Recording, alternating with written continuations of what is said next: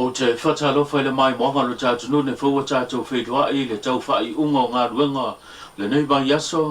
ia malo le soifua malo fo i le langi mama malo le tau watai malo le pale le nei yaso fau e lo mai o se whapoponga fo nei o le tau tuamana o nanga lo Samoa Entertainment o tātou update o tala me lo te tupu Samoa e momo atu i tātou tala mai le o nanga le tātou company waa po le Samoa Shipping Services o le ua whailoa le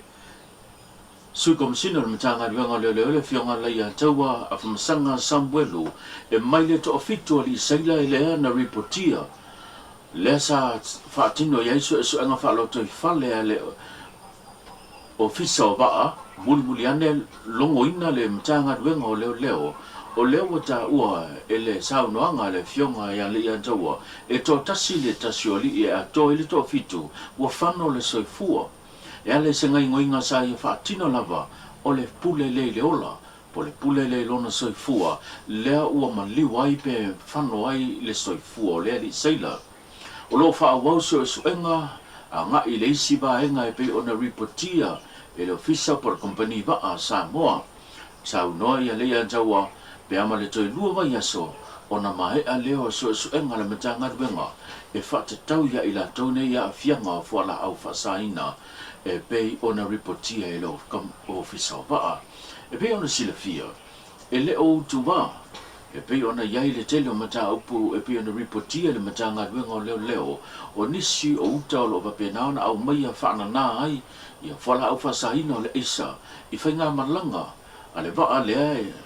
malanga i le va o Amerika Samoa nei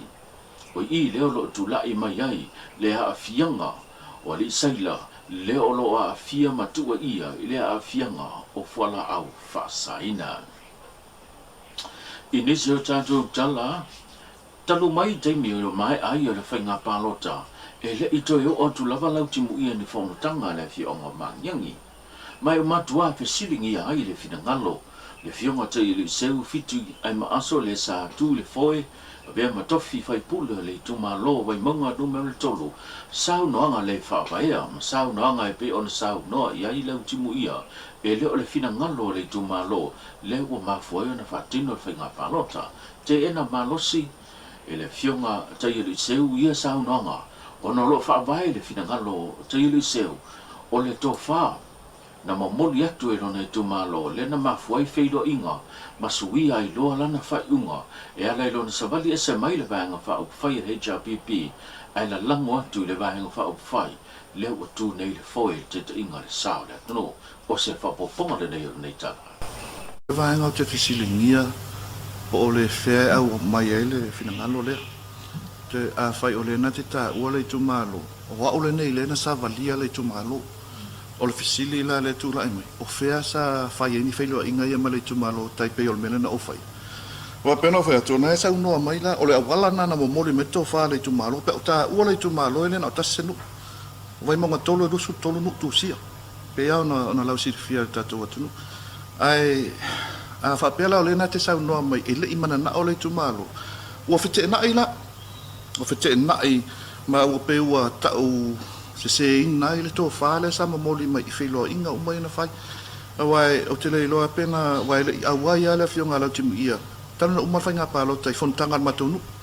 ya se tala la tamai na tala tu sa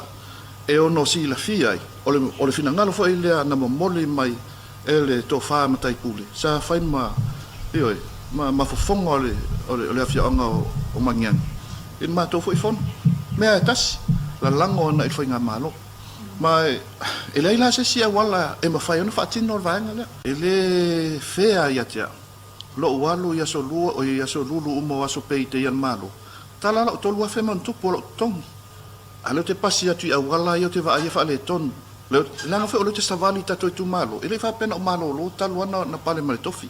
sa fa so o mama va ai po va nga e te taun fa le tu malo mai e la ngona ila le I have that conscience ele fea lo tali o tongi le ele tu langa le ala ile o yes o ngalo ngo fai mo le tu malo yes e ma fai na ula ngo mai mo ma o marta to tunu e o le mo mai ele fa pena yes e fon tanga fa pe o te tu lai ma fa leo mana o ngore tu malo a fesili e yai ni tino o upu na olaf e o tu lai mai me na tau sanga mai ile lama la tau sanga mua o le sia fa mo mole a wala me e ta ti lo a wala fa ngo fia i ona mo so ninga ia na mi mai le whamsinonga mā walunga, i le whaatautou ai le fionga silinga Diana Roma, o se tasi o lo ia si nia no tātou nuu, e avea ma superextended whamsinonga whanua ma swafa, o whamawina i le tala whaasara pito, o ia o le ulua i tamai tai lea. Lea ua avea nei ma whiliwhidia e avea ma superextended whamsinonga whanua ma swafa.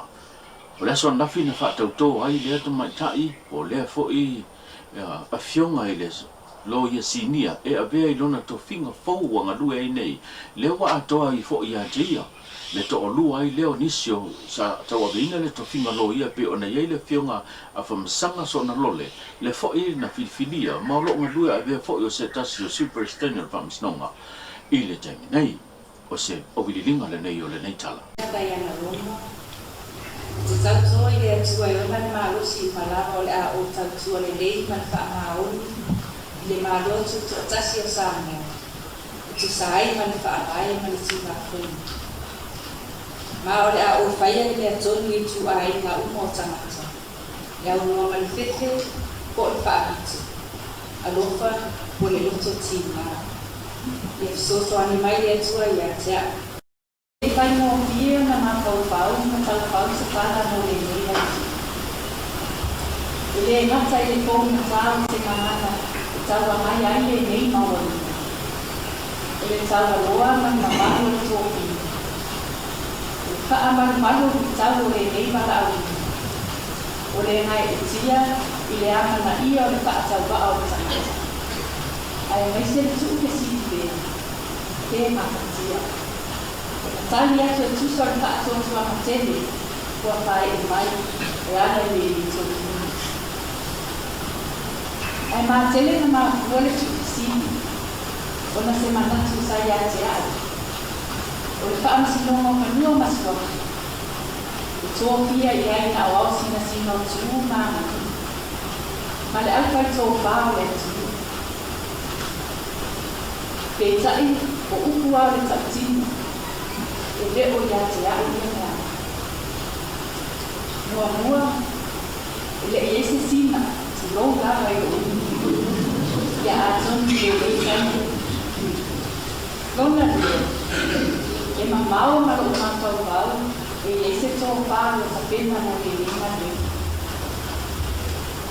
ai o tara le si tama ma tu la ai no se to o le to pa